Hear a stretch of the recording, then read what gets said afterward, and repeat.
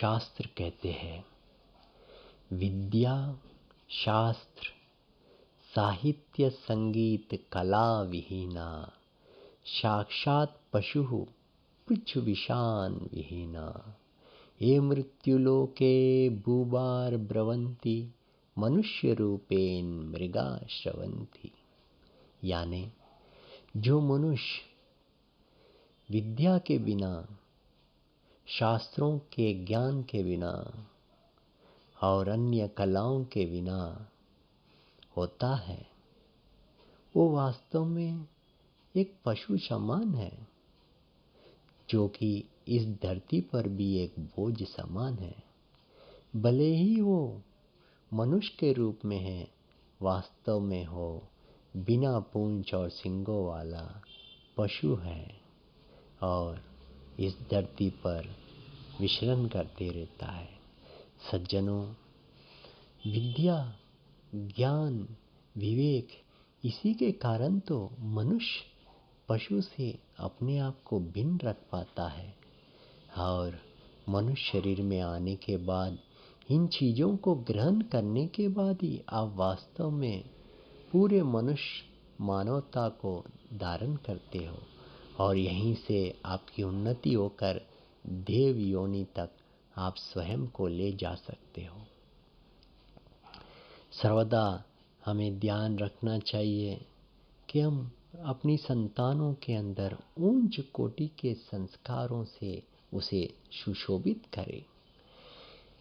विद्यार्थी को हमेशा इस बात का स्मरण रखना चाहिए कि वो अपने अंतःकरण को पवित्र रख के अलौकिक संस्कारों को और गुणों को अपने अंदर धारण करें। अपने शास्त्रों का अध्ययन करके अपने अंदर उच्च कोटि के संस्कारों से अपने आप को सुशोभित करें।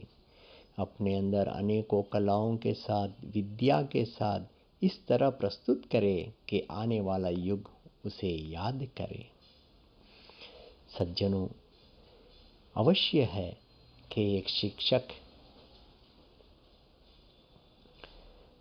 उस प्रकार की शिक्षा प्रदान करे कि उसे शिष्य जब समाज में प्रस्तुत हो तो उस शिक्षक का सर गर्व से ऊंचा हो जाए। सर्वप्रथम शिक्षक उसके माता पिता ही है, इसीलिए माता पिता की जिम्मेदारी बहुत बड़ी है। वे केवल माता पिता नहीं, वास्तव में उसके प्रथम शिक्षक हैं। इसीलिए छात्र को उन सुंदर गुणों से सुशोभित करो कि वो आने वाले युग में समाज का एक सुंदर अंग बन के निकले। वो चारों तरफ अपनी अच्छाइयों से खुशबू फैलाए ताकि मानवता का जीवन और भी सुखद और शांतिपूर्वक हो।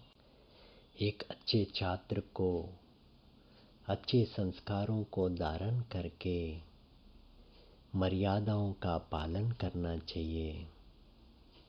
माता पिता और बड़ों का सम्मान करना चाहिए।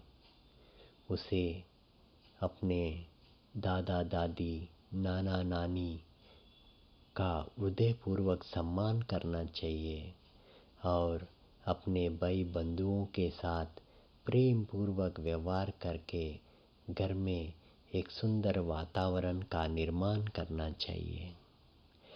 ऐसा ही छात्र आगे जाकर के एक सुंदर समाज की रचना करने में सफल पूर्वक कार्य कर पाता है, वरना इनके अभाव में वही छात्र